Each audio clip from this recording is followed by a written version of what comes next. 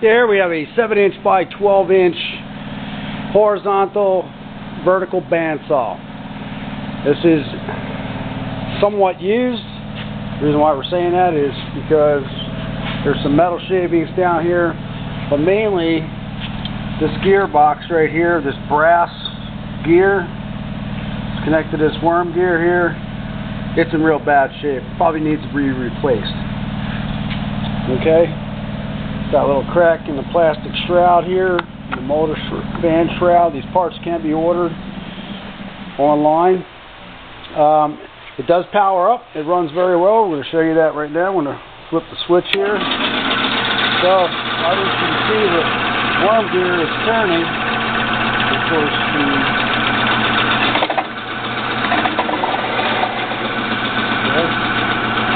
just kind of move the blade very carefully here. Okay. So, other than that, the down feed operates very nice. It's a hydraulic down feed. It's adjustable. And when it goes down, it shuts the machine off. Other than that, it's in relatively good condition. Coolant pump works. Comes with 4 casters. And we thank you for looking at our product.